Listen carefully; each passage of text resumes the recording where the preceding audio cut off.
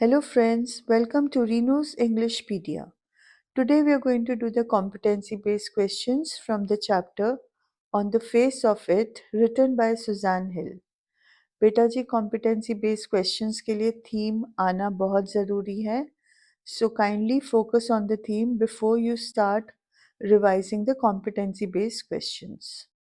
So before the questions, let's have a quick look at the main points of the chapter. इस chapter में there are two characters that is mister Lamb and Derry. Mr. Lamb is an old man and he has a thin leg. He lost his leg in the war. And जो dairy है he's a 14-year-old boy, he's a teenager. और उसका चेहरा जो है that is burnt by acid, which is giving him a kind of an inferiority complex. जो Mister lamb है उनको बच्चे छेड़ते हैं लेमी लैम्ब बुला के, राइट. एंड मतलब यहाँ पे डेरी है वो मिस्टर लैम्ब के गार्डन में आता है, तब उनसे मिलता है और उनसे वो अपनी दिल की बातें करना शुरू करता है. वो ये बात एक्नॉलेज करता है कि जो बातें उसने मिस्टर लैम्ब से करी हैं वो जनरली ऐसे बातें किसी से नहीं करता है. अब जो उसके दिल की बातें निकलती हैं वो ये है कि he is afraid to look at himself. वो खुद के चेहरे से डरता है. अब क्यों डरता है? बिकॉज़ उसके चेहरा his face got burnt bye acid. और वो बोलते हैं कि एसिड ने सिर्फ़ मेरा चेहरा ही नहीं, बट उसने मेरा फ्यूचर, मेरी ज़िंदगी, मेरी पर्सनैलिटी हर चीज़ को बर्न कर दिया. अब यहाँ पे हम डिफ़रेंस ऑफ परसेप्शन देख रहे हैं. मिस्टर लैम्प उसको समझाते हैं कि फेस डज़ नॉट मैटर. तो dairy beauty and the beast का एग्जांपल देता है कि मेरी लाइफ में कभी भी I will not become a beauty after being a beast. ऐसा नहीं होगा दैट सम प्रिंसेस विल किस मी और मेरा जो अगली चेहरा है वो एक चार्मिंग प्रिंस की तरह बन जाएगा. फिर वो कोट करता है कि मेरी मदर खुद she only kisses me on the unburnt side of my face. उसकी मदर का ये जो एक्शन है that has really hurt Derry. उसके बाद जो विमेन स्ट्रीट में होती है वो हमेशा विस्पर करती हैं उसको देखकर कि ऐसे चेहरे को तो सिर्फ मदर ही लव कर सकती है और कोई भी लव नहीं कर सकता. तो मिस्टर डेरी उसको समझाते हैं कि लोगों की बातें सुनना छोड़ दो. तुम अगर अपने आप को रूम में बंद कर दोगे तो भी तुम्हारे को दुनिया से कोई बचा नहीं सकता. फिर वो कोट करते हैं कि एग्जाम्पल एक आदमी का जो मरने से डरता था और उसने अपने आप को घर में बंद कर लिया था because he did not want to die. अब अल्टीमेटली उसकी किस्मत में क्या हुआ? The picture hanging on his wall fell on his head causing his death. तो वो ये समझा रहे हैं डेरी को कि द वर्ल्ड इज़ ब्यूटीफुल. लोगों की बातों पे ना ध्यान दो, अपना बैठो, एंजॉय करो, रीड करो, बिकॉज दुनिया में जो भी भगवान ने क्रिएट किया है each and everything is beautiful. वो एग्जाम्पल देते हैं कि what is the difference between a flower and a weed. बोलते हैं हम वीड एक प्लांट को वीड समझते हैं इसलिए हम उसको उखाड़ के फेंक देते हैं, बट ये हमारा परसेप्शन है. लोगों को लगता है कि बीज़ जो हैं वो बज़ करती हैं, तंग करती हैं, बट उनके हिसाब से बीज़ जो हैं वो सिंग करती हैं. ऐसे वो कई एग्ज़ाम्पल्स देते हैं. तो वो उसको समझाते हैं कि तुम्हारे पास हर वो हुनर है, you have all your senses, you have all your faculties, you have all your limbs. तुम किसी भी तरह से किसी और से कम नहीं हो. तुम अपनी ज़िंदगी बना सकते हो जैसे तुम चाहो. वो एग्ज़ाम्पल देते हैं कि जिन लोगों से तुम मिलते हो तुम उसको डिफ़ाइन क्यों करते हो कि वो तुम्हारे फ्रेंड है या एनिमी है. एज़ लॉन्ग एज़ कोई आपका एनिमी नहीं है तो वो आपका फ्रेंड है. चाहे आप उसके बारे में कुछ जानो या ना जानो, चाहे आपको उसका नाम पता हो या ना पता हो. तो मिस्टर लैम्ब का जो पर्सपेक्टिव है वो डेरी से बिल्कुल डिफरेंट है. अब यहाँ पे एक बात ध्यान रखनी है that there is a confusion regarding the ending of the story. जिस तरह से स्टोरी लिखी गई है हमें लगता है that mister Lamb dies at the end of the story, but ये पूरे चैप्टर में कहीं पर भी लिखा नहीं है. ये माना ज़रूर जाता है कि जब डेरी उनको बोलता है कि आप लैडर पे मत चलो, you may fall and break your neck. तो ये प्रिडिक्शन है अबाउट द फ्यूचर। तो मिस्टर लैम ज़रूर लैडर पे चढ़ते हैं। He does fall down at the end of the story and he is unconscious when Derry finds him. But ये mention नहीं है कि mister Lamb has died. It is open to interpretation. Now knowing the basic facts of the story, हमारे को इसके की points के ऊपर ध्यान देना है। इस चैप्टर में there is a huge difference between the perspective and the attitude. अब ये एटीट्यूड क्यों बना है डेरी का? It is because of his physical appearance. अब पर्सपेक्टिव एंड एटीट्यूड यहाँ पे एक पॉजिटिव है, एक नेगेटिव है। जो पॉजिटिव एटीट्यूड है that is shown by mister Lamb, और जो नेगेटिव एटीट्यूड का सिंबल है दैट इज मिस डेरी। अब mister Lamb he is successful in bringing about a positive change in dairy. तो अब मिस्टर लैम क्या है? वो लेम है but still he is very positive. उनके लिए बीज बज नहीं करते हैं, उनके हिसाब से बीज सिंग करते हैं। उन्होंने स्पेशल एक एरिया अपने गार्डन में बनाया हुआ है जहाँ पे वो बीज उगाते हैं। For his hobby, he loves to make jelly toffees. He jelly from the fruit, apple fruit that he collects, and toffees from the from the honey. उनके गार्डन में उन्होंने bees are being he has a beehive in his garden, जिससे Honey collect करके वो बच्चों के लिए toffees बनाते हैं. In spite of giving the jellies and toffees to the children call him Lemmy Lamb. और इसके बावजूद मिस्टर लैम को कोई दिक्कत नहीं है. He enjoys the teasing by the children. Derry क्या है, अब वो क्योंकि टीनेजर है तो उसका जो बर्न्ड फेस है उससे उसको बहुत ज़्यादा प्रॉब्लम है. टीनेजर्स को अपना अपीयरेंस लेकर दे आर ऑब्सेस्ड. तो डेरी के लिए भी उसका burn face is a matter of great shame. Because of this he has a negative attitude and he believes that his life is a burden. अब इसके अलावा कुछ और माइनर कैरेक्टर्स हैं स्टोरी में. सबसे पहले डेरी की मदर हैं. वो आपको ऑलरेडी बताया है that she kisses him on the burn side of his face. And सबसे इम्पोर्टेंट है कि वो अपने बेटे के अंदर डिपेंडेंस की भावना को क्रिएट कर रहे हैं. She is not allowing him to become independent and positive. The way she treats him, उसको ऐसे लगता है as if he has done a big crime, he can never succeed in life. उसके अलावा there are two women who pass negative comments about Derry, and without knowing it they do hurt Derry terribly. Then the next minor characters are the children in the street who are in the habit of teasing Mr. Lamb. Now let us quickly jump into the questions. First question is, it is a kind of an extract based question. Derry, but I like it here. I came in because I liked it. When I looked over the wall. अब what is the purpose of the playwright in using ellipses? ellipses का मतलब होता है कि ये line के बीच में उन्होंने 3 डॉट्स यूज किए हैं. ये 3 डॉट्स यूज करने के पीछे कारण क्या है, राइट? तो ये जो ellipses हैं they indicate to the character to pause for thought. अपने अपने थॉट्स को इकट्ठा करने के लिए, उनको गैदर करने के लिए, उनको अरेंज करने के लिए it is showing the pauses. It is showing the act of the narrator gathering his thoughts. Second question is, Derry says, I came in here because I liked it. What was the one significant thing Derry might have liked about the place as per the extract? इस extract के हिसाब से dairy को वो जगह क्यों पसंद आई? तो उसको लगा था कि मिस्टर लैम का जो गार्डन है वहाँ कोई नहीं रहता. He had seen the open windows, the windows without the curtains, and that is what he liked about the place, that it was away from prying eyes. जो लोगों की घूरती नजरें हैं उनसे वो गार्डन दूर है, and that is why he had come there. The next question is, it is not merely age but experience that counts. With reference to any one example from the text, comment on how Derry found Mr. Lamb different from the other adults he had encountered. अब इस question का मतलब है कि आपकी उम्र नहीं matter करती बट आपका एक्सपीरियंस मैटर करता है.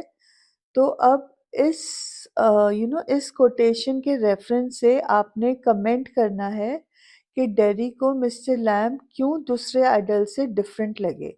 जितने भी वो एडल्ट से मिला था उनसे मिस्टर लैम्ब क्यों डिफरेंट थे। You have to explain this, comment on this with reference to any one example from the text. अब डेरी को मिस्टर लैम्ब इसलिए डिफरेंट लगे थे because of his kind and understanding nature. In spite of his disfigurement, Mr. Lamb showed empathy. उसने उसके साथ understanding दिखाई, compassion दिखाया, and he did not judge Terry based on appearances. उसके चेहरे को accountable रखकर उनका behavior change नहीं हुआ. He was the same after even looking at Derry. इस एक्सपीरियंस ने डेरी को सिखाया the value of looking beyond the surface. अगर हम चैप्टर को एनालाइज करें तो इस चैप्टर का जो मतलब है on the face of it, मतलब लोग जो हैं वो सिर्फ सरफेस लेवल पे देखते हैं, कोई डीपर अंडरस्टैंडिंग के लिए गहराई में नहीं जाता है। इस चैप्टर का थीम है that whatever happens in life one should always remain positive, one should welcome life, one should accept life. The next question is, imagine that Mr. Lamb had not fallen off the ladder at the end. Recalling his conversation with the beast, do you think Derry's return might have changed him as much as he had changed Derry? Elaborate. अब इस question को समझने के लिए आपको चलो first I explain the question. जो examiner है वो लिख रहा है कि मिस्टर लैम्ब जो हैं लैडर पे से एंड में नहीं गिरे होते, आपने ऐसा इमेजिन करना है। और जब उन्होंने डेरी को कॉन्वर्सेशन विद द बीस्ट के बारे में बताया था, तो आपको क्या लगता है कि डेरी के आने के बाद वो मिस्टर लैम्ब के थॉट प्रोसेस को चेंज कर पा सकता? तो आपने इस पे इलैबोरेट करना है। अगर आपको याद हो, जब डेरी बोलता है कि वो मिस्टर लैम्ब की मदद करना चाहता है in order to pick the apples from the tree, तो बोलता है बट आई कांट, क्योंकि मैं घर लेट हो जाऊंगा और इसलिए मैं रुक नहीं सकता। तो मिस्टर लैम्ब उसको बोलते हैं कि तुम हर काम कर सकते हो जो तुम चाहो, यू हैव स्ट्रॉन्ग लेग्स, तुम घर जाकर वापस आ सकते हो, पर तुम नहीं चाहते हो वापस आना, इसलिए तुम ऐसा कह रहे हो। तो डेरी बोलता है नहीं मैं वापस आऊँगा, और तब मिस्टर लैम्ब सोचते हैं कि हर कोई कहता है कि मैं वापस आऊँगा बट वो वापस नहीं आते। यहाँ पे मिस्टर लैम्ब का साइके क्या है, उनके दिमाग में क्या चल रहा है? Although he is a positive man, वो हर चीज़ को एक्सेप्ट करते हैं, बट यहाँ पे इस लाइन से उनका लोनलीनेस नज़र आता है। He feels that he has been isolated by the society. अब मिस्टर लैम्ब ने डेरी का माइंडसेट तो चेंज कर दिया, बट मिस्टर लैम्ब खुद एक फीलिंग ऑफ लोनलीनेस और आइसोलेशन से घिरे हुए थे। उनको लगता था वो कहीं बिलोंग नहीं करते हैं, वो बस जिंदगी को जी रहे हैं। बट उनका जो डेरी के साथ रिलेशनशिप बना, उनको एक सेंस ऑफ पर्पस मिला, एक सेंस ऑफ बिलोंगिंग मिला। डेरी वो पहला इंसान था जिसने मिस्टर लैम्ब को एक्सेप्ट किया था फॉर हु ही वाज। लोग मिस्टर लैम्ब को कैसे देखते थे? They looked at him with suspicion because he had a tin leg. ये लोगों का जो सोच था, ये पूरे चैप्टर में in their attitude towards dairy and mister lamb नजर आता। और इस फ्रेंडशिप ने मिस्टर लैम्ब को हील किया from the trauma of his war. अगर मिस्टर लैम्ब लैडर से ना गिरे होते तो उनको और डेरी को एक अपॉर्चुनिटी मिलता to continue their friendship, to grow and change together. जैसे मिस्टर लैम्ब ने डेरी की मदद की, वैसे ही डेरी भी मिस्टर लैम्ब की मदद करता to become more open and accepting. Mister Lamb Derry को हेल्प करते हैं to overcome his self doubt and to see himself in a positive light. और दोनों ही एक दूसरे के लिए they would have become a source of strength and support for each other. they would have helped each other to live more fulfilling lives. The next question is, in On the Face of It, Mr. Lamb told Derry about his tin leg and how kids called him Lammy Lamb. Why do you think Mr. Lamb shared these details? State any two reasons to support your answer. Question ये है कि mister Lamb ने daddy को बताया उनके टिनले के बारे में और कैसे बच्चे उनको छेड़ते हैं लेमी लैम कह के। अब मिस्टर लैम ने ये बातें डैडी से क्यों बताई? आपको क्या लगता है what were his reasons? So the first reason is that Mister Lamb Derry को समझाना चाहते थे that it is okay to be imperfect. भगवान ने भी कभी किसी 2 लीव्स को एक जैसा नहीं बनाया है। ये हमारा परसेप्शन है, हम किस लीफ को परफेक्ट कहते हैं और किसको इम्परफेक्ट कहते हैं। तो डैडी जैसे था वैसे वो परफेक्ट था। सेकेंडली वो डैडी को बताना चाहते थे that he is not alone. उनको भी छेड़ा जाता है और इस चीज़ के लिए हमें एक्सेप्टिंग रहना चाहिए। हमें इन बातों से डरना या घबराना नहीं चाहिए। Thirdly, वो ये समझाना चाहते थे डैडी को that he should not be afraid of what people think of him, what they say to him or what they say about him.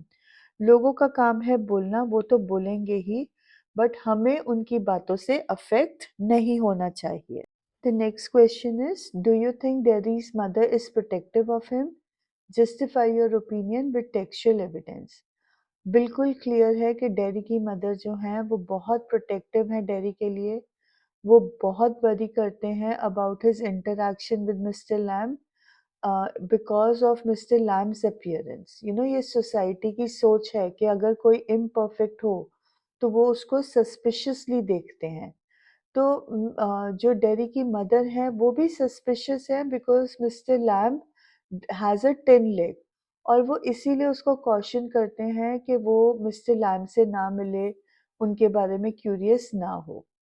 वो डैडी को बताती हैं that she is concerned for his safety और इन बातों से उनका protective nature जो है वो हाइलाइट होता है और उनका कंसर्न फॉर हिज वेल-बीइंग हमें समझ में आता है। Next question, why did Derry go back to Mr. Lamb's garden even after opposition? तो इसका आंसर ये है कि उसने रियलाइज़ किया कि मिस्टर लैम्ब का जो फिज़िकल अपीयरेंस है, वो उनके कैरेक्टर को डिफ़ाइन नहीं करता।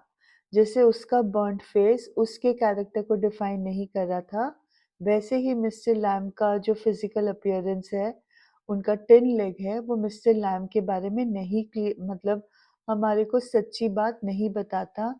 वो मिस्टर लैम्ब से और बातें करना चाहता था, उनसे बहुत कुछ सीखना चाहता था। He wanted to understand the person beyond the surface. Mister Lamb को वो गहराई तक समझना चाहता था and that is why he defied his mother and went back to Mr. Lamb's garden.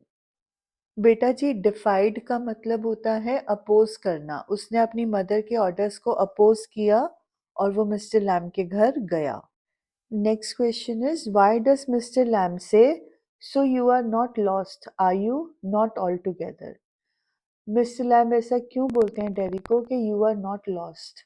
At least अगर खोए भी हो तो पूरी तरह से नहीं खोए हो, थोड़े से ही खोए हो। तो इसका रीज़न ये है that daddy was bitter about his life and the people around him. उसको लोगों की गुडनेस पे कोई फ़ेथ नहीं था, कोई विश्वास नहीं था। जब वो जब वो कहता है कि उसको रूफ़टॉप के ऊपर रेन ड्रॉप्स गिरना पसंद है, तो मिस्टर लैम्ब कमेंट करते हैं कि उसमें अभी भी ह्यूमेननेस बाकी है, ह्यूमैनिटी बाकी है। लाइफ़ ने उसके व्यूज़ को पूरी तरह से डिस्टॉर्ट नहीं किया है। उसको अभी भी अच्छी चीज़ों में विश्वास है, अभी भी वो लाइफ़ को अंडरस्टैंड करने की कैपेबिलिटी रखता है। जो बच्चा, जो इंसान नेचर को एन्जॉय करता है कई लोगों के लिए गिरता हुआ पानी बहुत इरिटेटिंग होता है, बट कइयों के लिए उसमें म्यूज़िक होता है। तो जिनको म्यूज़िक सुनाई देता है, मिस्टर लैम्ब के हिसाब से they still have humanity, they still have appreciation of life left in them. Okay, next, how do you think daddies mother contributes to his sense of alienation and isolation? Alienation and isolation are also important themes of this chapter. Society ने कैसे हमें alienate कर दिया है, कैसे हमें isolate कर दिया है। कोई भी इंसान जो हमारे नॉर्मल एटीट्यूड को, नॉर्मल पर्सपेक्टिव को रिजेंबल नहीं करता, सोसाइटी उनसे सस्पिशियस होती है। एलियनेट का मतलब है उनको अलग-थलग कर देती है, उनको नॉर्मली उनके साथ बिहेव नहीं करती है और ये लोग फिर आइसोलेशन की भावना में गिर जाते हैं। तो यहाँ पे सवाल यही हो रहा है कि डेरी की मदर ने डेरी के sense of alienation and isolation को कैसे बढ़ावा दिया? तो इसका आंसर है कि मदर बहुत ज़्यादा ओवर प्रोटेक्टिव थे। वो अपने बेटे की लॉन्गिंग फॉर कंपेनियनशिप को अंडरस्टैंड नहीं कर पा रहे थे। वो उसको तरस के साथ, पिटी के साथ ट्रीट करते थे, जिससे जो डेडी की डिग्निटी थी वो धीरे-धीरे ख़त्म हो रही थी। वो हमेशा उसको एक हेल्पलेस विक्टिम की तरह ट्रीट करते थे, instead of treating him like a capable human being, वो उसको एक हेल्पलेस विक्टिम मानते थे। So all this led to Daddy's feeling of alienation and isolation. Next question है, what does the play on the face of it suggest about the importance of empathy in overcoming prejudice and stereotypes? अब देखो, हमने enemy में भी prejudice पढ़ा, हम memories of childhood में भी प्रेजुडिस के बारे में पढ़ेंगे। तो इन सब चीज़ों को ओवरकम करने के लिए empathy is the only solution, right? तो अब वो बोल रहे हैं कि ये वाला play importance of empathy, empathy means understanding, being compassionate, being ready to help. अगर इस तरह का हमारा मेंटल एटीट्यूड हो, तो वो प्रेजुडिस और स्टीरियोटाइप्स को कैसे ओवरकम कर सकता है। प्रेजुडिस मतलब हमारे प्री कंसीव्ड नोशंस, हम जो लोगों के लिए उनको जाने बगैर उनके लिए जजमेंटल हो जाते हैं, उनके लिए धारणाएं बना लेते हैं। अगर किसी को हम साड़ी पहनते देखते हैं तो हमें लगता है कि ये तो भई बहन जी है, टिपिकल इंडियन वुमन है, इसमें कोई स्मार्टनेस नहीं है। She will not be intelligent, but ऐसा बिल्कुल नहीं होता है। ज़रूरी नहीं है कि हम जैसे नज़र आते हैं लोगों को, हम अंदर से भी वैसे हों, बट हमारी आदत होती है कि अगर कोई हाउसवाइफ है, तो वो बाहर का काम नहीं कर सकती, या कोई बाहर का काम कर रहे हैं तो वो अच्छा घर का काम नहीं कर सकते। हमने उनको स्टीरियोटिपिकल रोल में बाँध दिया है। तो अब इस चैप्टर के through how is empathy important, that is the question. तो पहले तो ये प्ले हाइलाइट कर रहा है the damaging effects of prejudice and stereotypes on behalf of both the victim and the perpetrator. जो विक्टिम है उसके लिए भी प्रेजुडिस और स्टीरियोटिपिकल रोल देना उसके लिए बहुत ज़्यादा बुरा होता है, डैमेजिंग होता है। और जो खुद गलत, मतलब ये इस तरह से प्रेजुडिस दिखा रहा है, द परपेट्रेटर, उसके लिए भी डैमेजिंग है। अगर नेल्सन मंडेला का आपको ऑप्रेसर एंड द ऑप्रेस्ड के बीच में बात याद हो, तो वो यही कहते थे कि जो बॉन्ड ऑफ हेट्रेड है, द चेन्स ऑफ हेट्रेड हैं, वो ऑप्रेसर से भी हटाने की ज़रूरत है, क्योंकि वो भी अपनी नफ़रत से बंधा हुआ है। तो वही चीज़ यहाँ पे परपेट्रेटर के ऊपर भी लागू होती है। यहाँ पे हमें सजेस्ट किया जा रहा है कि एम्पैथी और अंडरस्टैंडिंग इन बैरियर्स को ओवरकम कर सकता है। अब जब एक रिलेशनशिप डेवलप होता है between Derry and mister Lamb, तो उनका जो इनिशियल अजम्पशन है एक दूसरे के बारे में, हम देखते हैं कि वो चैलेंज होता है एंड अल्टीमेटली टूट भी जाता है। उन दोनों को डेरी को समझ में आता है कि मिस्टर लैम देखने के लिए एक्सेप्टिंग नेचर के हैं, but in reality he is also a lonely man, उनको भी लोग इग्नोर करते हैं। मिस्टर लैम को समझ में आता है कि डेरी का जो feeling of running away from society है वो बहुत गहरा है। He appears to be an angry boy, but अंदर से वो टूटा हुआ है। तो इसीलिए कहा जा रहा है कि जब आप किसी के साथ एम्पैथेटिक बिहेवियर करते हो, उसको अंडरस्टैंड करते हो, तो आपको समझ में आता है, आप रिकॉग्नाइज़ करते हो कि उसकी प्रॉब्लम क्या है, और ये बिहेवियर हमें प्रेजुडिस को ओवरकम करने में भी मदद करता है। इंसान को बियॉन्ड द सरफेस अंडरस्टैंड करने में हेल्प करता है, और एक दूसरे के साथ एट अ डीपर लेवल हम कनेक्ट हो पाते हैं। Next question, what is the bond that unites Mister Lamb and Derry? Mr. Lamb is an old man and Derry is a boy. How does the old man inspire the boy? अब कौन सा bond है जो Mister Lamb और dairy को unite कर रहा है, और मिस्टर लैम्ब ने डेरी को कैसे इंस्पायर किया? तो इसका आंसर ये है कि जो मिस्टर लैम्ब के स्ट्रेंज आइडियाज़ हैं वो डेरी को बहुत ज़्यादा अट्रैक्ट करते हैं, बट उनका लोनलीनेस, उनका लॉन्गिंग फॉर कंपनी भी उसको आकर्षित करता है। वो लास्ट में जब वापस आते हैं तो दिखाया जाता है कि दोनों को एक दूसरे के साथ ग्रेट एफिनिटी है। एफिनिटी है मतलब अंडरस्टैंडिंग है, अट्रैक्शन है, एक दूसरे की कंपनी चाहते हैं, एक दूसरे की दोस्ती चाहते हैं।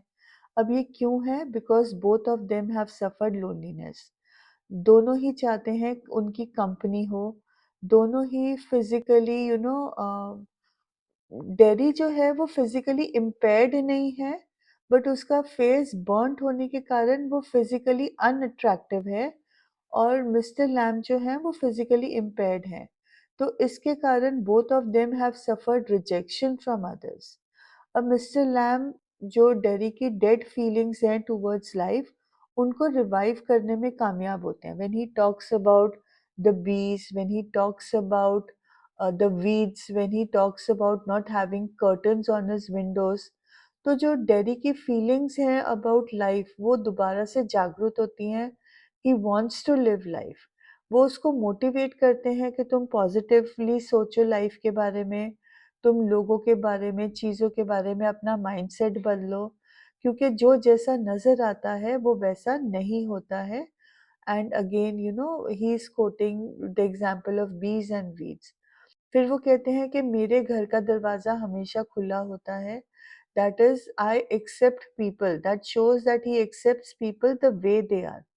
अब इन सारी बातों से डेरी इंस्पायर होता है and he promises to return to Mister Lamb. तो अगर इन अ नटशेल हम बात करें about the bond that is uniting them, it is the bond of loneliness, it is the bond of shared experiences that is uniting both of them. Next question, Mr. Lamb and Derry are two different sides of the same coin. Do you agree? Justify your answer with evidence from the text. इस question का मतलब है कि Mister Lamb और Mister Derry एक ही सिक्के के दो पहलू हैं। They are the different sides of the same coin. फिर आपसे पूछा जा रहा है क्या आप ये स्टेटमेंट से एग्री करते हो, और आपका जो भी आंसर है वेदर येस और नो, आपको एविडेंस फ्रॉम द टेक्स्ट को यूज करके जस्टिफाई करना है। अब इसका आंसर येस है कि both are two sides of the same coin. अब जस्टिफिकेशन क्या है? दोनों ही फिजिकल इम्पेयरमेंट फेस कर रहे हैं and this impairment is not from birth. Because of this both of them are lonely. Derry जो है वो पेसिमिस्टिक है, और मिस्टर लैम का अटेंशन अपनी फेस की तरफ ड्रॉ करता है।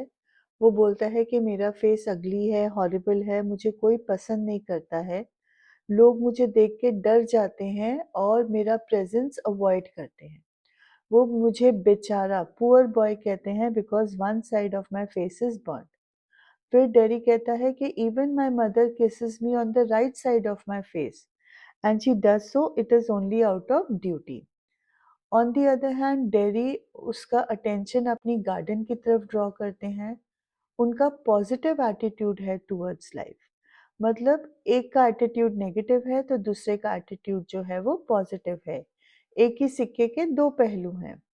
उनको फ़र्क नहीं पड़ता है जब बच्चे उनको टीज़ करते हैं लेमी लैम कह के। वो दुनिया को शट आउट नहीं करना चाहते हैं। उनको रीडिंग का शौक है, क्रैब एप्पल्स पिक करने का शौक है, बच्चों के लिए टॉफ़ीज़ और जेलीज़ बनाने का शौक है।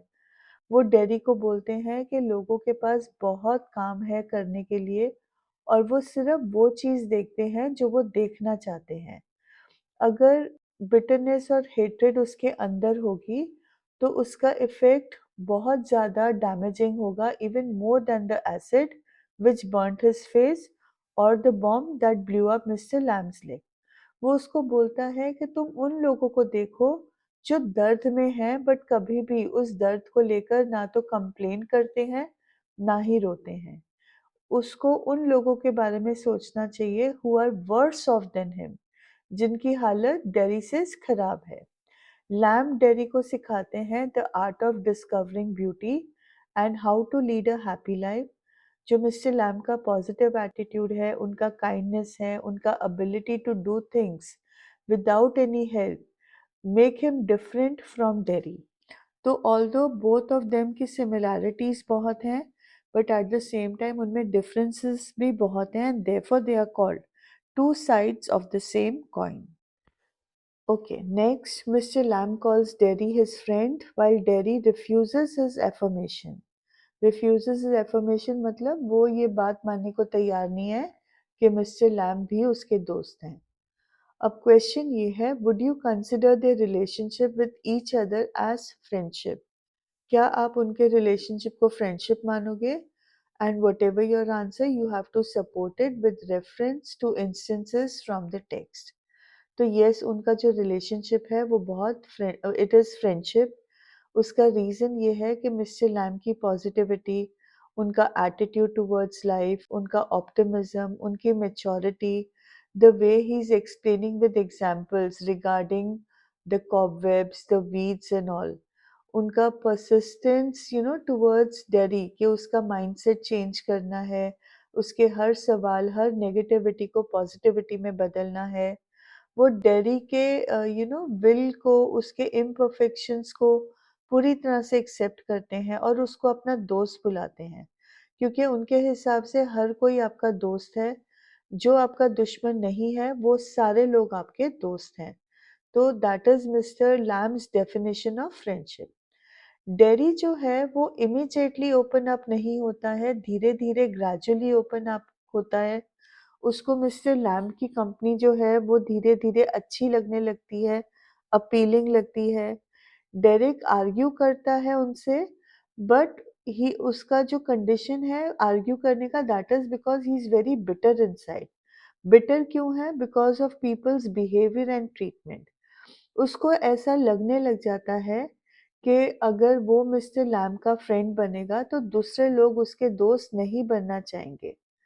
बट मिस्टर लैम्ब की बातें उस पर इम्पैक्ट क्रिएट करती हैं और वो उन इश्यूज़ को ओवरकम कर पाता है जो आज तक उसको होल्ड बैक, मतलब उसको पीछे धकेल रही थी, which were holding him back. अब कंक्लूजन में हमें ये समझ में आता है कि डेरी ने चाहे ज़ोर से आवाज़ बोल के नहीं अफ़र्म किया, बट वो मिस्टर लैम की बातों से इंस्पायर हुआ था. वो उनको इतना ट्रस्ट करता था कि उसने अपनी दिल की सारी बातें उनसे बता दी. He opened up. He also return to mister Lamb's garden. He overcame his own challenges. उसने मिस्टर लैम के इम्पैक्ट को रिकग्नाइज किया और उन दोनों के बीच में एक बॉन्ड क्रिएट हुआ जिसको हम फ्रेंडशिप कह सकते हैं. Okay, next question is compare and contrast the character of Mr. Lamb and Derry. हमें compare भी करना है और contrast भी करना है. तो अगर हम similarities की बात करें तो both Mr. Lamb and Derry suffer from physical problems. Mr. Lamb का tin leg है, जब on the other hand Derry का burnt face है. अब difference किस में है दोनों में? That is in their attitude towards handling their problem. Both of them have a different attitude to handle their problem. अगर पहले हम मिस्टर लैम की बात करें तो उनका जो एटीट्यूड है वो बड़ा पॉजिटिव है. वो हर चीज़ में ब्यूटी देखते हैं, and even the weeds, he finds beauty in the weeds. वो अपने फिजिकल हैंडीकैप को अलाउ नहीं करते हैं कि वो, मतलब he doesn't let his physical handicaps prevent him from living life to the fullest. उनके फिजिकल हैंडीकैप्स के बावजूद वो ज़िंदगी को भरपूर जीते हैं. He is very friendly and he opens his door to the world. उनके घर के दरवाजे हमेशा खुले रहते हैं. उनके खिड़कियों पे कोई पर्दे नहीं होते. वो दुनिया को देखते हैं और ब्यूटी, उनमें ब्यूटी नज़र आती है और उनके लिए लोग इम्पोर्टेंट हैं. वो इतने स्ट्रॉन्ग हैं कि वो लोगों के नेगेटिव कमेंट को अपने आप को हर्ट नहीं करने देते. वो इतने प्रैक्टिकल हैं कि उनको पता है कि हमारी ज़िंदगी हमारे ही हाथों में होती है. He is even understanding of all Derry's problems. But Derry कैसा है? Derry is scared of meeting people. वो डरता है क्योंकि उसको बहुत ज़्यादा नफ़रत है जब वो लोगों के चेहरे पे डर देखता है जो उसको देखने से आता है. उसका चेहरा, डेरी का चेहरा इतना भयानक है कि लोग उसको देख के डर जाते हैं और ये डर देखकर उसको नफ़रत होती है, गुस्सा आता है. He doesn't want to face their rejection. Derry बहुत सेंसिटिव है, लोगों के कमेंट्स उसको बहुत बुरी तरह से हर्ट करते हैं। वो अपनी मदर की ओवर प्रोटेक्टिवनेस से भी अपसेट होता है और उसकी mother she is unable to hide her revulsion regarding his face. तो उसको अपनी मदर की ये बिहेवियर से भी he is upset. As a result he has become defiant. Defiant का मतलब है कि वो हर चीज़ के अगेंस्ट है, हर चीज़ को क्वेश्चन करता है, कोई भी चीज़ करने से मना कर देता है। डिफाइंट के साथ-साथ he is rude as well as he is scared to talk to people. अब डेरी का जो एटीट्यूड है वो हर चीज़ के लिए नेगेटिव है। वो हर चीज़ को एक बैड लाइट में देखता है। He is indulging in self pity. Uh, self pity को वो हेट करता है, मतलब सेल्फ पिटी में वो इंडल्ज करता है, but at the same time he hates sympathy from other people. उसको वर्ल्ड से भी नफ़रत है और उससे दूर रहना चाहता है, बट उसका जो डीपेस्ट डिज़ायर है that is to be accepted. और इस डिज़ायर को वो एक रूड एक्सटीरियर, एक अब्रेसिव एक्सटीरियर, एक क्रूड एक्सटीरियर के अंडर हाइड करता है। बट उसकी ये जो सोच है वो बदल जाती है after his interaction with mister lamb. वो अब मिस्टर लैम्ब से बात करने के बाद दुनिया को फेस करने के लिए तैयार है, अपने ऑब्स्टिकल्स को ओवर करने के लिए तैयार है और उसको हिम्मत मिल रही है, स्ट्रेंथ मिल रहा है to do what he wants to do. जब वो लास्ट में मिस्टर अपनी मदर को डिफाई करके मिस्टर लैम्ब के गार्डन वापस आता है, that is proof that he is now confident enough, he has the strength to do what he wants to do. Okay, the next question is, imagine that a few days after Mr. Lamb's fall from the ladder, Derry writes his thoughts on how his meeting with Mr. Lamb changed his perspective towards life. Think of yourself as Derry and express his thoughts. Mister Lamb के ladder से गिरने के बाद dairy एक diary entry लिख रहा है regarding his thoughts कि मिस्टर लैम से मिलने के बाद उसकी सोच में, उसके ख़्यालों में क्या फ़र्क आया। अब आपने अपने आप को डेरी समझ के ये डायरी एंट्री लिखनी है और उन्होंने आपको बताया भी है आप कैसे लिखोगे। You are going to introduce Mister Lamb. A few days ago I met an extraordinary person. यहाँ पे पॉसिटी ऑफ स्पेस के कारण I have not included the main points of a diary entry, but मैं हर video में बताती हूँ date, time and at the end the writer of the diary entry, उसका नाम ज़रूर होना चाहिए। ओके, तो अब वो क्या लिखेंगे कि मैं एक एक्स्ट्राऑर्डिनरी पर्सन से मिला जिनका नाम मिस्टर लैम था। उनके साथ मैंने इंटरैक्ट किया और ये इंटरैक्शन ने मुझे शो किया कि वो सबसे अलग हैं। He stands far apart, right, from all the interactions that I have gone through in my life. जब मैं उनसे बात कर रहा था, I felt welcomed and I was not afraid of him.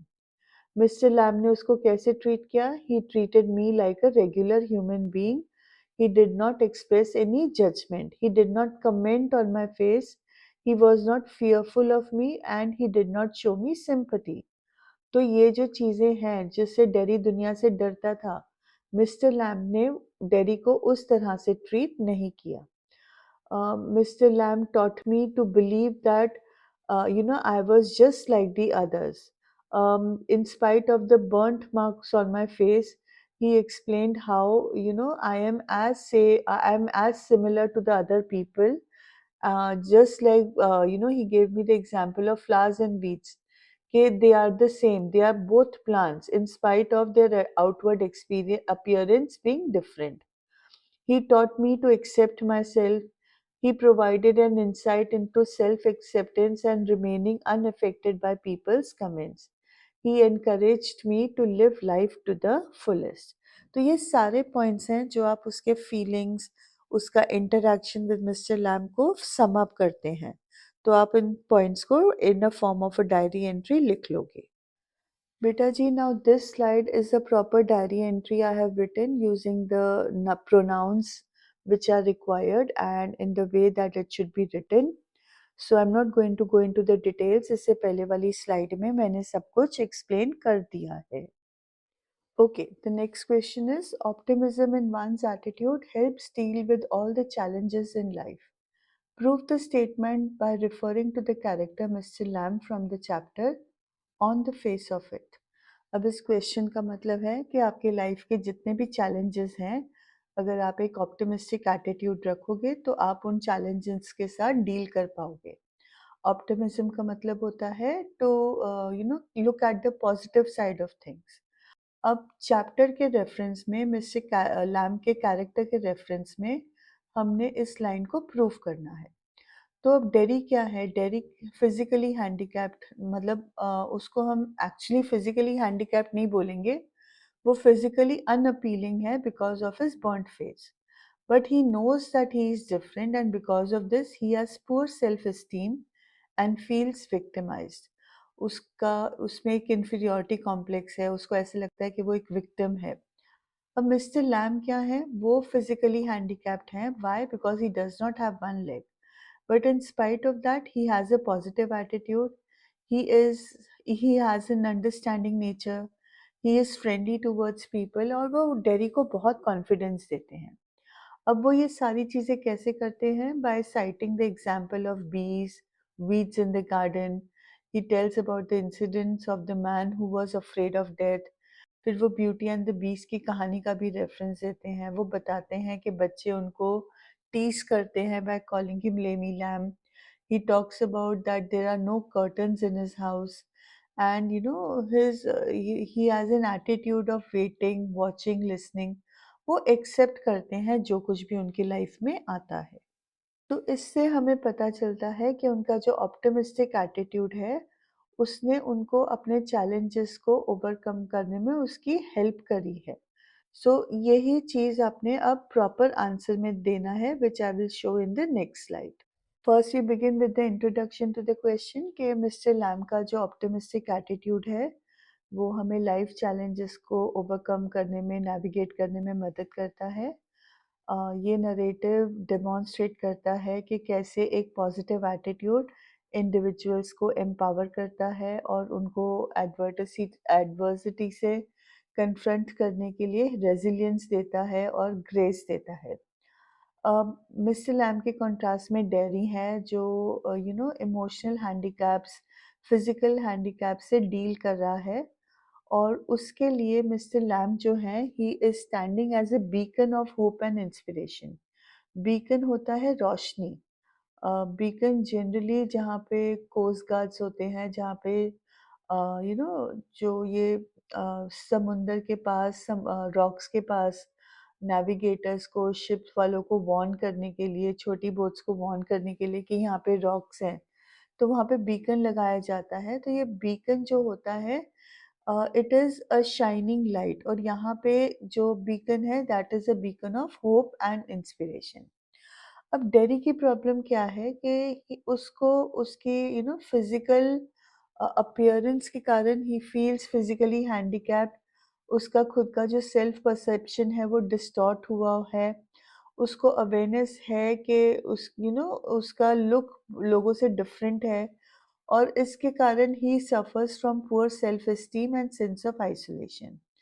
उसके अंदर एक फीलिंग है ऑफ बीइंग विक्टिमाइज्ड, क्योंकि सोसाइटी की नज़रें, सोसाइटी का गेज़, उनके जजमेंट्स जो डेरी की तरफ हैं, वो डेरी की फीलिंग ऑफ विक्टिमाइज़ेशन को बढ़ावा देते हैं और उसके सेल्फ कॉन्फिडेंस को ख़त्म करते हैं। अब मिस्टर लैम्ब क्या है? वो फिज़िकली हैंडीकैप्ड तो हैं, बट उनका एटीट्यूड जो है वो बिल्कुल पॉज़िटिव है। उनकी लेग नहीं है, बट फिर भी वो ऑप्टिमिस्टिक हैं। वो अपने फिज़िकल लिमिटेशंस को डिफ़ाई करते हैं। वो अपनी फिज़िकल लिमिटेशंस को अपने लाइफ़ को लिमिट करने नहीं देते हैं, वो हर काम करते हैं। वो अपनी इस लिमिटेशन को अपने आउटलुक को भी नहीं डिफ़ाइन करने देते। अब उनके अंदर बहुत अंडरस्टैंडिंग और एम्पैथी है।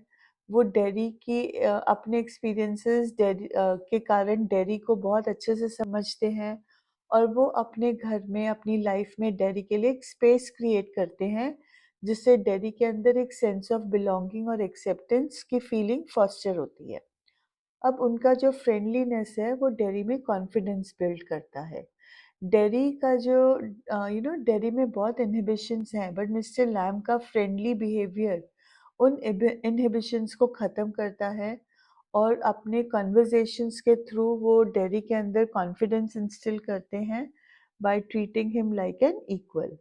सो उनको डेरी को ये समझ में आता है कि जो इंसान का वर्थ है that shouldn't be dictated by appearances. So this is how Mr Lamb का जो ऑप्टिमिज्म है वो बोथ डेरी और मिस्टर लैम को अपने चैलेंजेस ऑफ लाइफ फेस करने के लिए मदद देता है। अब ये वाली जो स्लाइड है ना, ये बहुत ज़्यादा इम्पोर्टेंट है क्योंकि ये वो सारी बातें हैं जो मिस्टर लैम ने डेरी से कही। मतलब देयर आर 6 पॉइंट्स जो मिस्टर लैम डेरी के साथ बात करते हैं।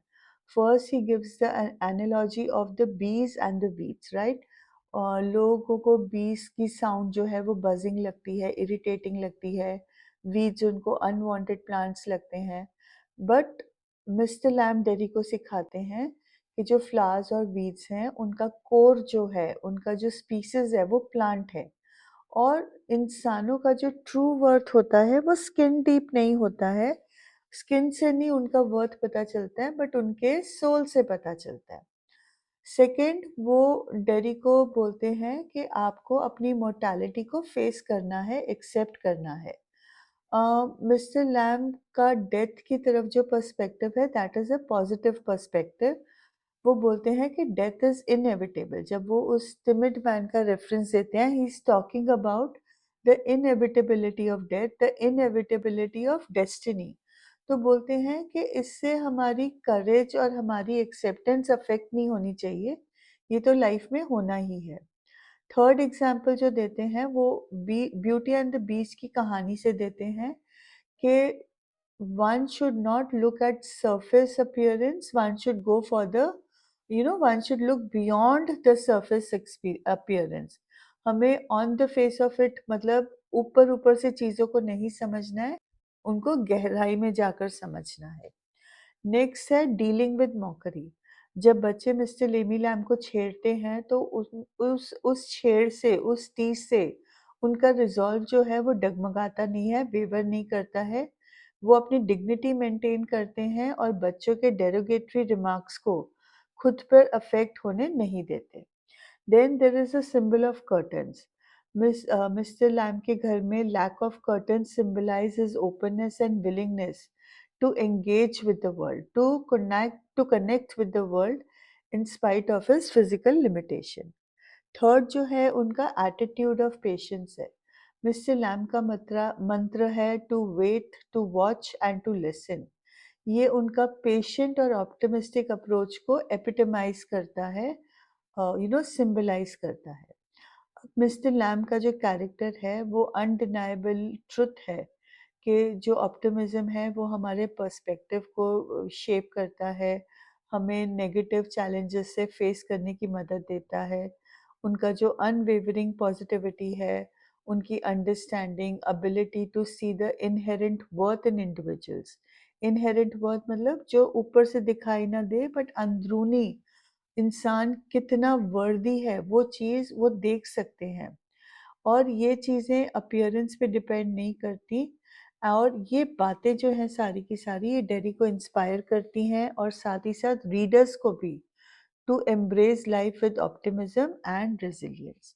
हिम्मत से अपनी ज़िंदगी को गले लगाने की हर किसी को हिम्मत देते हैं। Okay, next question is Derry mentions two kind of responses people often have to justify misfortune. लोगों के अक्सर दो तरह के रिस्पॉन्स होते हैं जब उनको मिसफॉर्च्यून को जस्टिफाई करना होता है। First response is look at all those people who are in pain and brave and never cry and never complain and don't feel sorry for themselves. मतलब यहाँ पे बोला जाता है कि उन लोगों को देखो जो कितनी तकलीफ में हैं और वो कितना ब्रेव हैं अपनी तकलीफ के बारे में, कभी कंप्लेन नहीं करते, कभी रोते नहीं और खुद पे सॉरी भी नहीं फील करते। और सेकंड रिस्पॉन्स जो होता है, think of all those people worse off than you. मतलब जो तुमसे और भी ज़्यादा बुरी हालत में है। बट ये जो वर्ड्स हैं, far from comforting dairy, these empty words only agitate him. Agitate him मतलब उसको और ज़्यादा अपसेट करते हैं। अब दोनों ही केसेस में जब दोनों ही एग्जाम्पल दिए जाते हैं, once sense of self is derived from others and how they live their lives. हम खुद पे रिलाई नहीं करते हैं for our sense of self, हम दूसरों के मिसफॉर्चून पे रिलाई करते हैं to look at ourselves in a good manner. तो अब हमारे को इस पे जो क्वेश्चन है, दूसरों को देखने से how far might looking at others itself be the cause of suffering.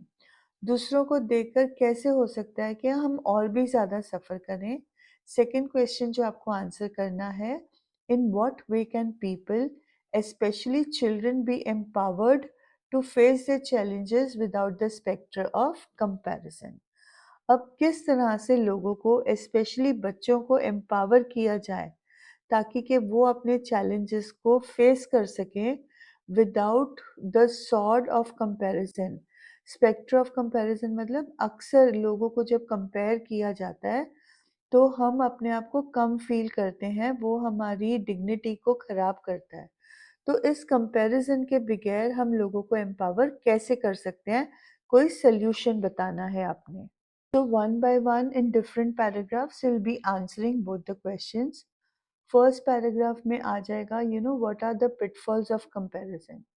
तो जब हम दूसरों को देखते हैं for justifying a misfortune, it actually becomes a source of suffering. हम मतलब इंटेंशन ज़रूर बोलने वाले का ये होता है to provide perspective, but actually इसके नेगेटिव आउटकम्स होते हैं, क्योंकि जब हम अपने दर्द को किसी और के एक्सपीरियंस के साथ मेजर करते हैं तो हो सकता है वो हमारी फीलिंग ऑफ इनएडिक्वेसी और सेल्फ पिटी को मैग्नीफाई कर दे, कम करने की बजाय वो बढ़ा दे। उस इस कंपैरिजन से हो सकता है हमारे अंदर ये बिलीफ पैदा हो जाए कि सफरिंग इज़ अ कॉम्पिटिशन, मतलब कौन ज़्यादा सफ़र कर रहा है इसका कॉम्पिटिशन बनाते हैं।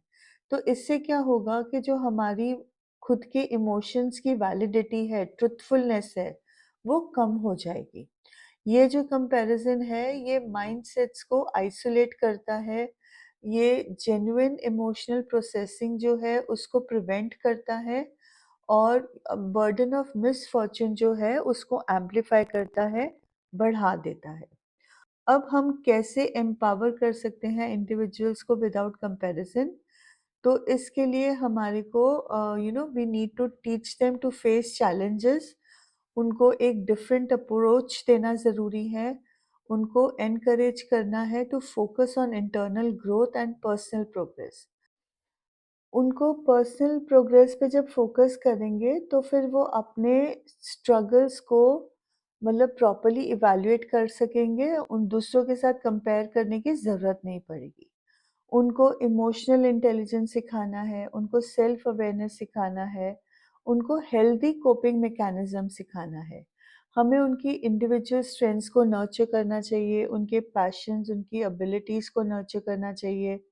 हमें उनके अंदर सेल्फ कॉन्फिडेंस को फॉस्टर करना है, क्रिएट करना है, और ये एक्सटर्नल बेंचमार्क्स के ऊपर डिपेंडेंट नहीं होना चाहिए। We need to promote a supportive environment where expressing emotions is welcomed and validated. मतलब आपका जो भी इमोशन है उसको एक्सप्रेस करो और उसके लिए एक सपोर्टिव एनवायरनमेंट दो, rather than allowing them to confront their challenge which will allow them to confront their challenges authentically. जब हम रेजिलियंस को कल्टीवेट करेंगे, कंपैशन को कल्टीवेट करेंगे, तो बच्चों को अपना जो डिफ़िकल्टीज़ हैं उनको नेविगेट करने में आसानी होएगी। They will do so with a healthier mindset. They will be unburdened by the specter of comparison, and it will create to developing a robust, a strong sense of self and independent, and they will be independent of external circumstances. The next question is that imagine that the encounter with Mr. Lamb marked a turning point in Derry's life. Many years later, Derry is invited to present a TED talk on the challenges he faced and overcame. He thinks about the bitterness he carried earlier towards people and the world and how his attitude changed. He decides to speak about the transformation in his relationship with himself and understanding what kindness towards oneself might actually mean. He agrees to weave his speech on not the face of a victim, as Derry create the speech draft for the TED Talk. तो इस question से आपको clear होता है कि उसने speech देना है। स्पीच का जो टॉपिक है that is not the face of a victim, और आपने स्पीच में देना क्या है कि मिस्टर लैम के कारण डेरी की लाइफ में क्या टर्निंग पॉइंट आया, उसने अपने चैलेंजेस को कैसे फेस किया, कैसे ओवरकम किया। He has to think about the bitterness that was inside him for people and the world, और उसका एटीट्यूड कैसे चेंज हुआ। तो मतलब उसका जो टॉपिक होगा that is transformation of his relationship with himself and understanding कि काइंडनेस खुद की तरफ से हमारे लिए कितना बेनिफिशियल होता है, कितना हेल्पफुल होता है। तो अगेन स्पीच का वही होता है, you need to address the people present.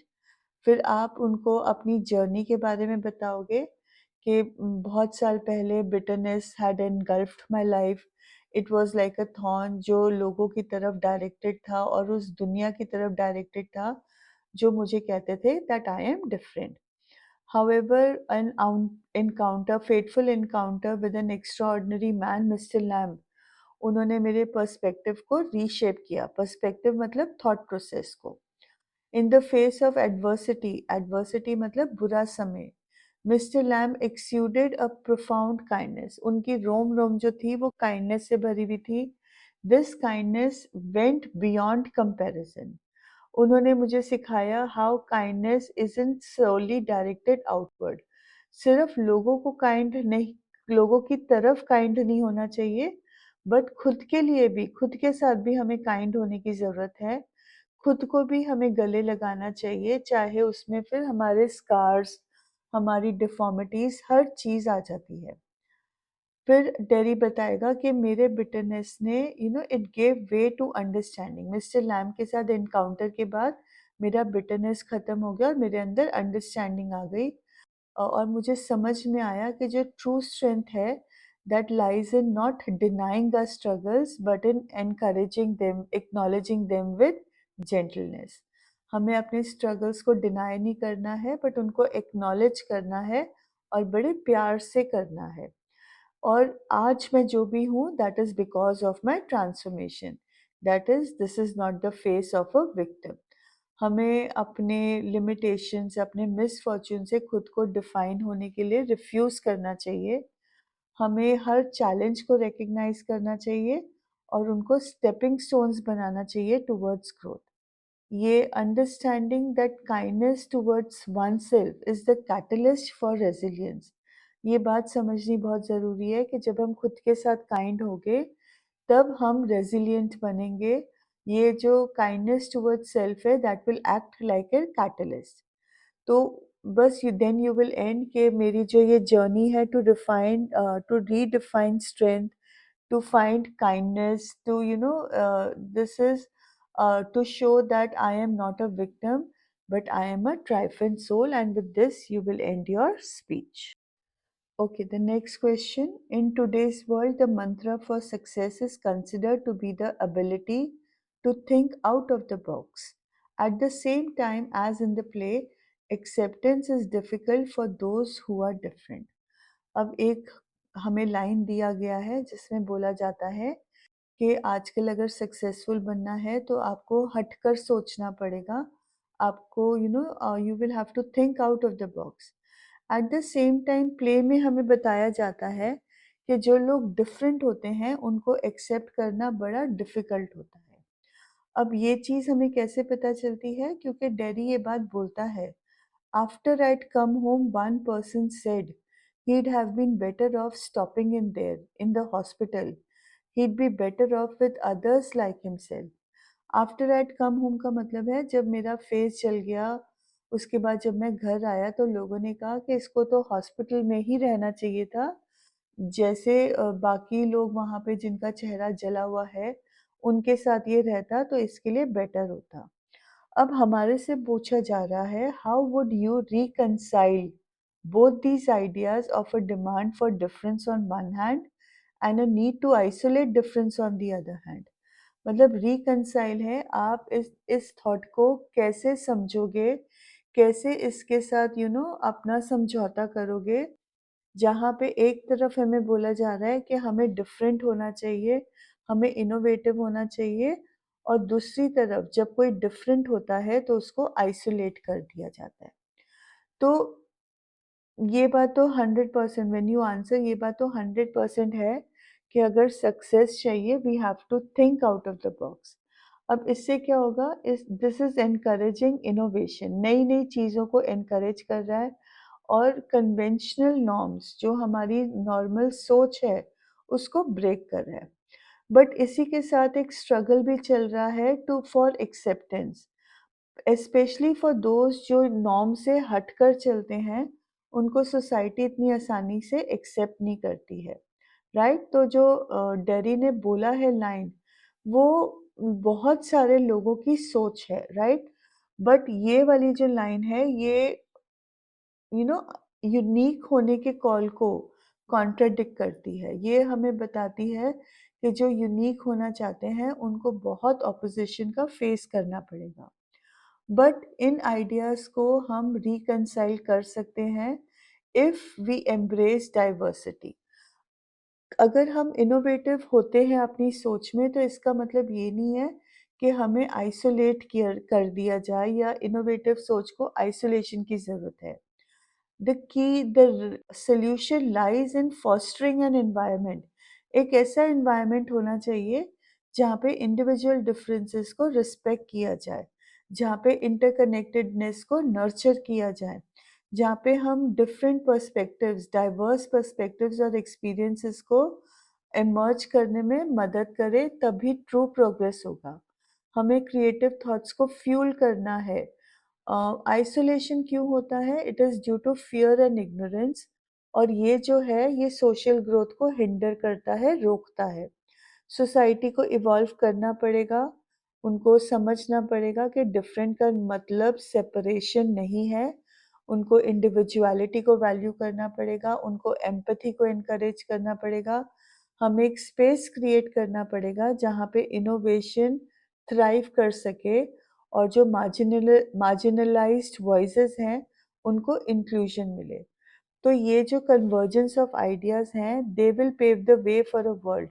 ये एक ऐसी दुनिया बनाएंगे जहाँ पे thinking out of the box harmoniously exist करेगा, एंड एम्ब्रेस करेगा डाइवर्सिटी को, सेलिब्रेट करेगा डाइवर्सिटी को। Next question, in the story on the face of it, what brings Derry and mister Lamb together as friends?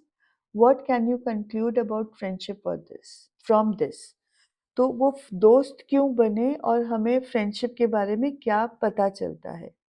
तो दोनों ही जो हैं वो अपने पर्सनल एक्सपीरियंसेस के बारे में बात करते हैं। They were bothered and bullied for something जो सोसाइटी जिस चीज़ को अगली मानती है। अब उनका जो कॉमन एक्सपीरियंस है वो एक यूनिक एक्सपीरियंस है, जिसके कारण उनके अंदर फ्रेंडशिप डेवलप होती है। फिर वो अपनी philosophy about life and how people behave with each other share करते हैं। अब उनका पर्सपेक्टिव बिल्कुल डिफरेंट है, बिल्कुल मैच नहीं करता है।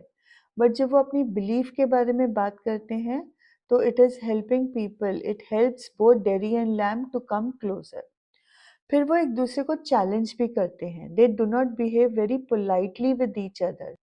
वो रियलिटी में वो कहते हैं जो वो हैं, वो दिखावा नहीं करते हैं, और जब हम मीनिंगफुल कनेक्शन बनाते हैं, तो फिर वो फ्रेंडशिप के it is actual friendship, it is real friendship.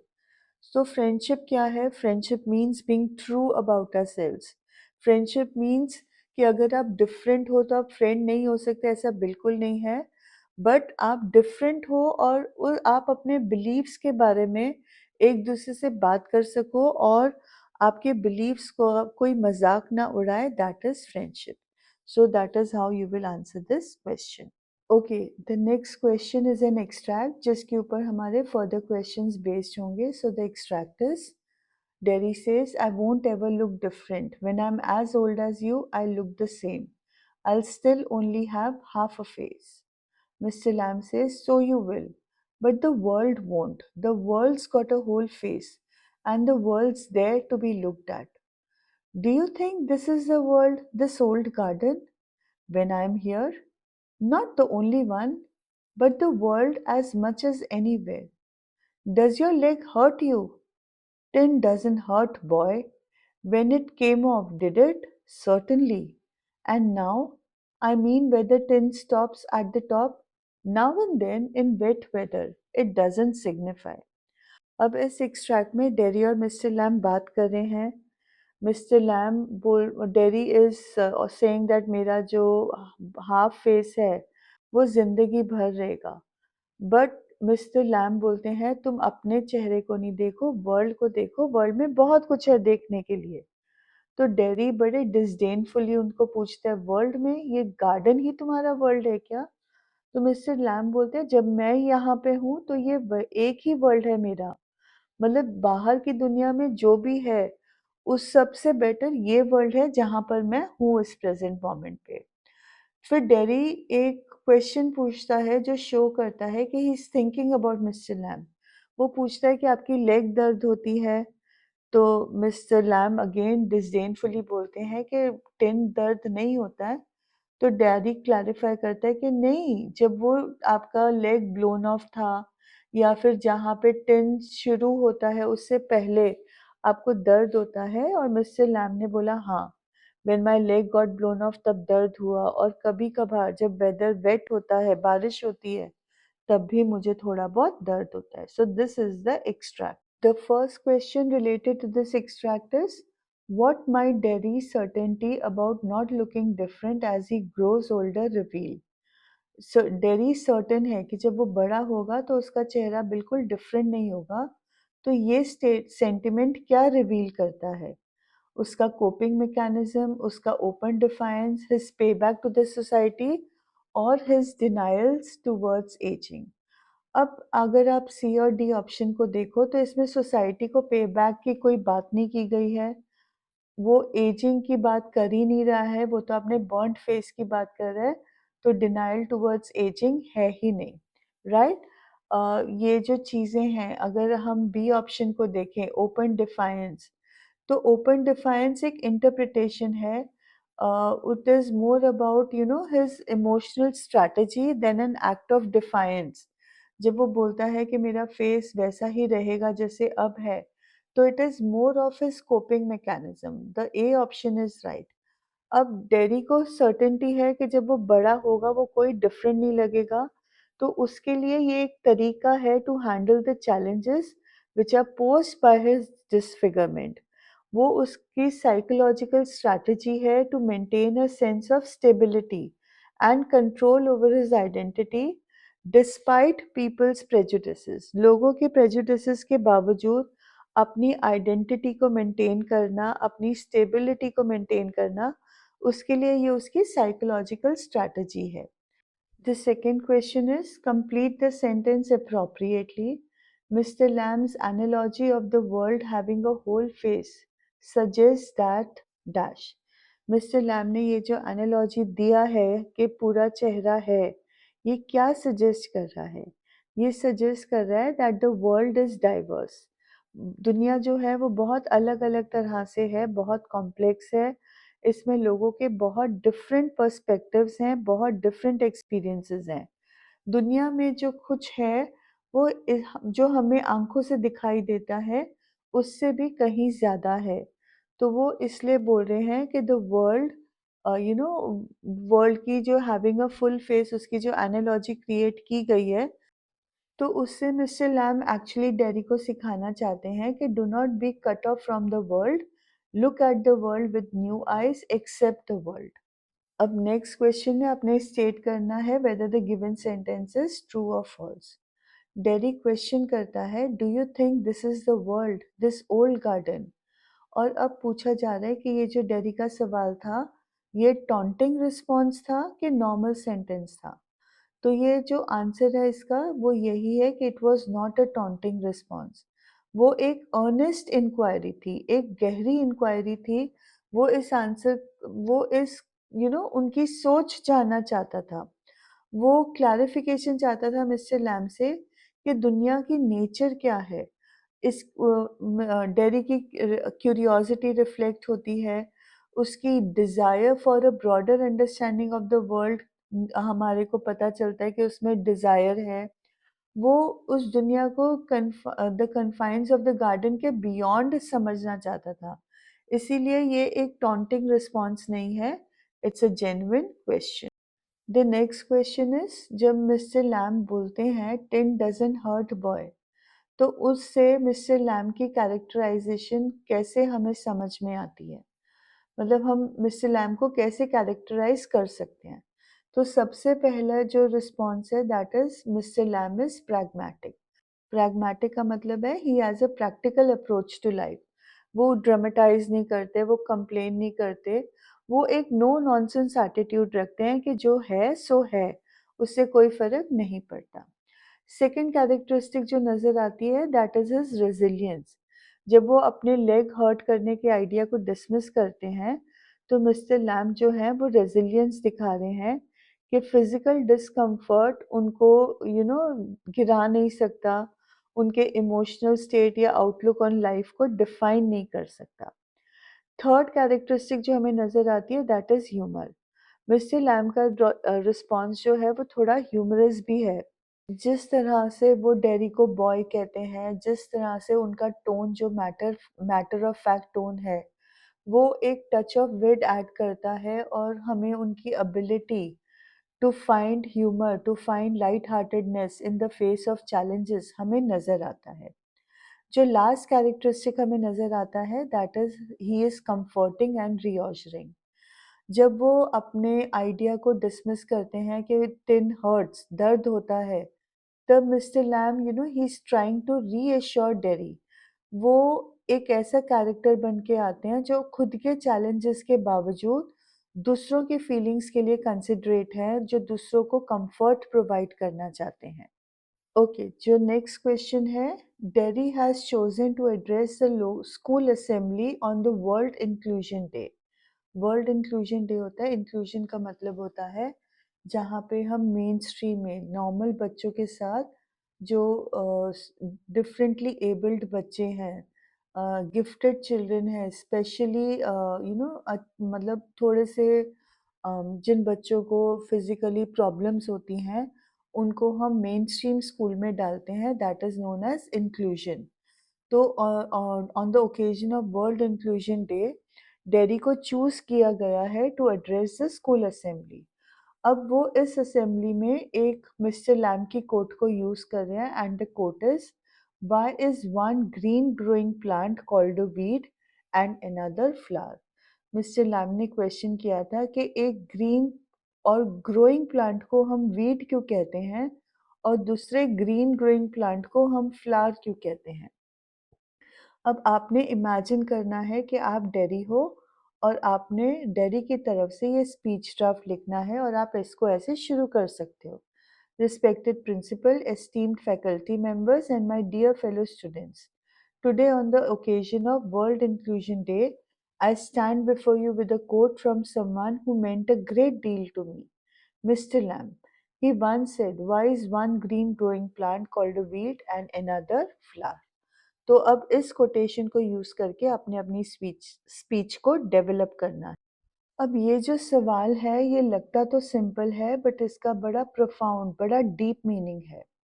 हम जो जिस दुनिया में रहते हैं वो लोगों लेबल करता है, उन पे जजमेंट्स पास करता है, उनके डिफरेंसेस को कैटेगराइज करता है एज आइदर डिज़ायरेबल और undesirable, in the same way that it has categorised a plant as a flower और a weed.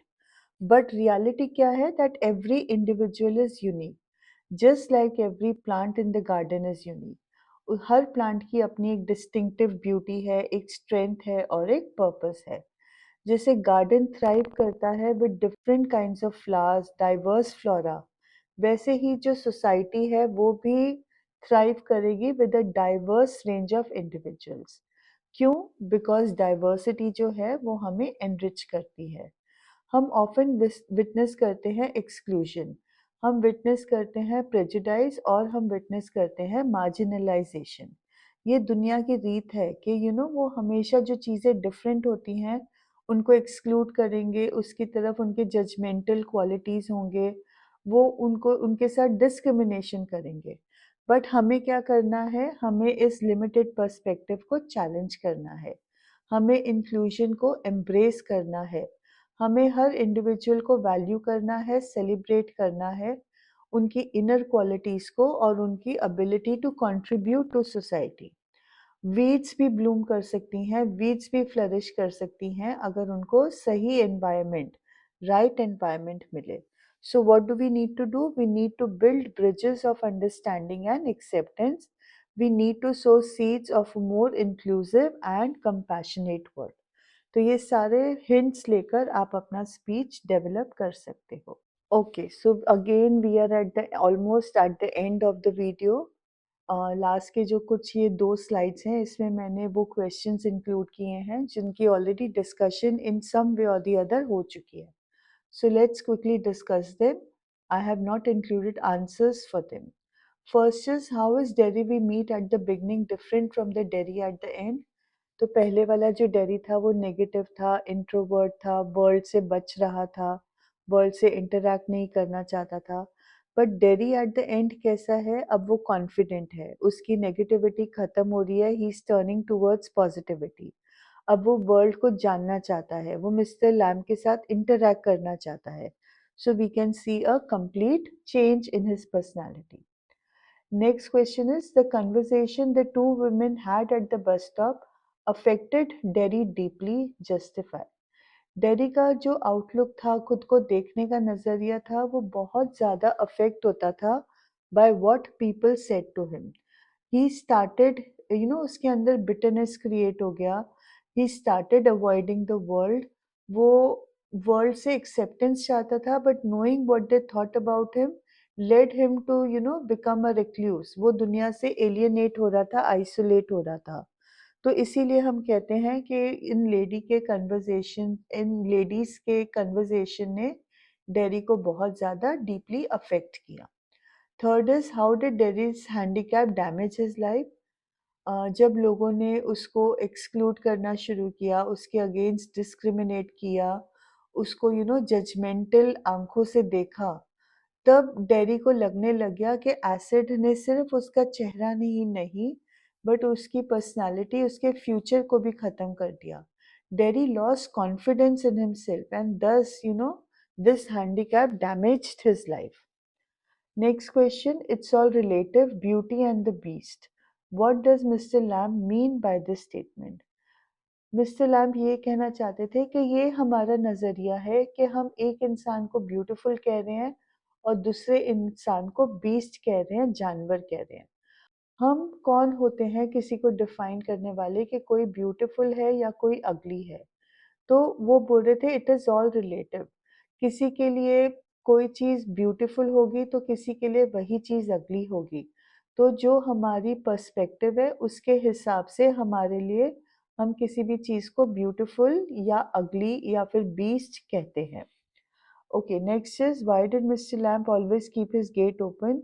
It symbolized his acceptance of the world. He was quietly, patiently waiting for the world to embrace him. तो इसीलिए वो अपना दरवाज़ा खुला रखते थे। Next is, what qualities of Mr Lamb attract Derry towards him? ये पूरा हमने डिस्कस किया हुआ है, पूरा एक आंसर है कि मिस्टर लैम की बातें, उनका पर्सपेक्टिव, उनका एक्सेप्टेंस, उनके एग्जाम्पल्स, ये हर चीज़ ने डेरी को मिस्टर लैम की तरफ अट्रैक्ट किया। Next is, do you think Mr. Lamb was equally lonely and rejected as Derry? Why?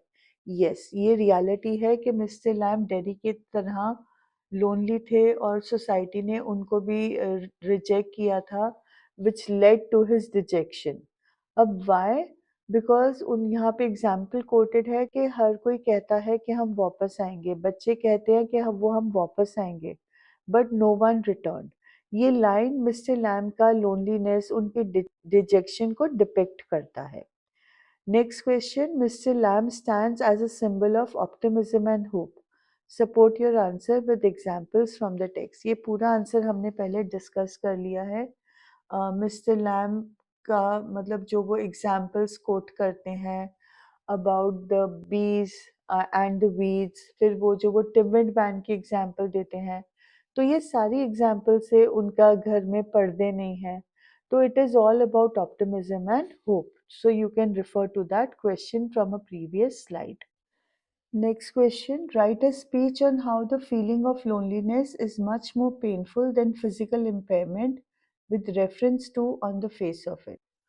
जब हम लोनली होते हैं तो वो बहुत तकलीफदायक होता है। अगर हम फिजिकली हैंडीकैप्ड हैं, इम्पेयर्ड हैं, तो हमें काम करने में मुश्किल होती है, बट दर्द नहीं होता है। बट जब कोई हमें अलग कर दे, हमें आइसोलेट कर दे, then the pain is much मोर।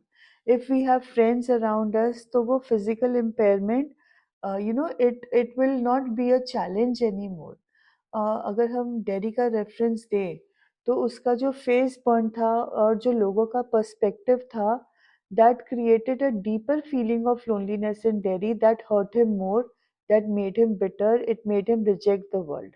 अगर हम मिस्टर लैम की लोनलीनेस की बात करें, तो उनका वेट, उनका पेशेंस इज रियली एडमायरेबल।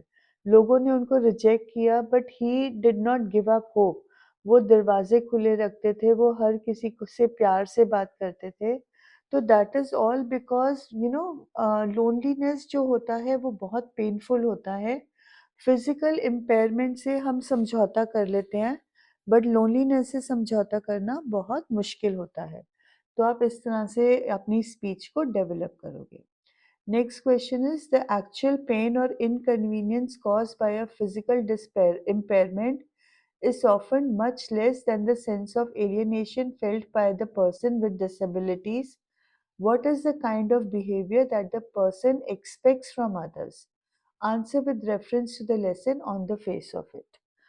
अब जब आप एक फिजिकली इम्पेयर्ड हो, तो उसका इनकन्वीनियंस तो है ही है, बट उससे ज़्यादा मुश्किल होता है द सेंस ऑफ एलियनेशन। अब आप किस तरह का बिहेवियर सामने वाले से चाहते हो, ताकि कि आपको कम तकलीफ हो। तो अब इसमें व्हाट डू यू वांट, हमें मिस्टर लैम, डेरी और मिस्टर लैम के रेफरेंस देके बताना है। डेरी क्या चाहता था, that people would not sympathise with him, people would not look at his face, people उसको एक्सेप्ट करे जैसा वो है। मिस्टर लैम एक्सेप्टेड हिम, तो उसको उसका मिस्टर लैम के साथ जेलिंग हो गया। मिस्टर लैम का पर्सपेक्टिव कम्प्लीटली डिफरेंट था फ्रॉम द वर्ल्ड, जो डेरी को अच्छा लगा। मिस्टर लैम ने जो एग्जाम्पल्स दिए, तो उससे डेरी का एलियनेशन ख़त्म हुआ।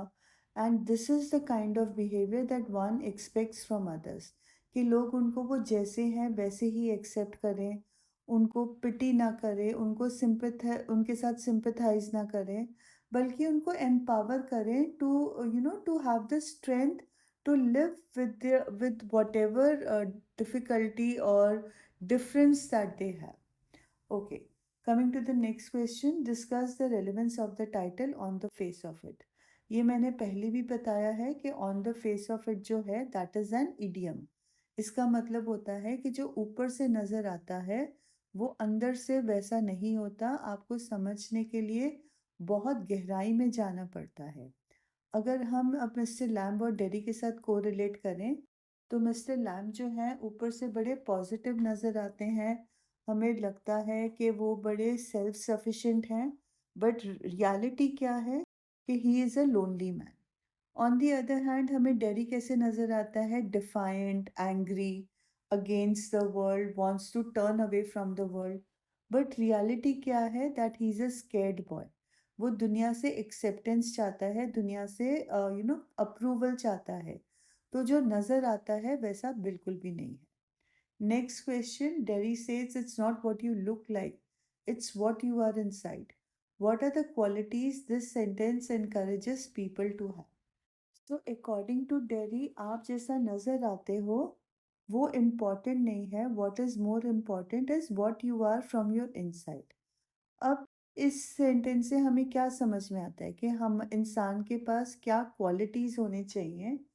तो अब हमारे को सिंपैथेटिक की बजाय एम्पैथेटिक होना चाहिए, हमें एक्सेप्टिंग होना चाहिए, हमें लोगों को वो जैसे हैं उसी तरह से एक्सेप्ट करना आना चाहिए। We should celebrate individuality, we should celebrate uniqueness. Okay, Next question is, explain how Derry and Mr. Lamb both are victims of physical impairment, but their attitudes toward life are completely different. तो ये already answer कई बार discuss हो चुका है कि Derry का attitude negative है, Mr Lamb का एटीट्यूड पॉजिटिव है। आप पिछले स्लाइड्स को रेफर कर सकते हो for the entire answer. Last question is, both Derry and Lamb are victims of physical impairment, but much more painful for them is the feeling of loneliness. Comment. तो ये वाला क्वेश्चन भी अभी हमने किया है कि लोनलीनेस जो होता है that is more painful than physical impairment, so the same answer will suffice over here. So with this we come to the end of the video.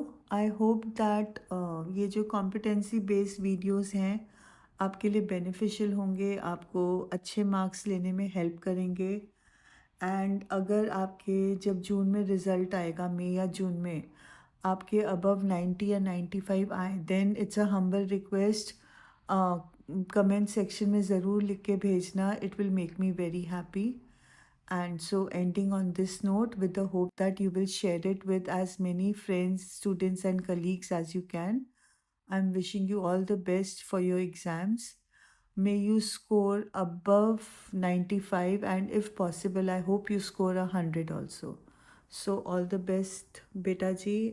May God always bless you all. Thank you so much for giving me your time.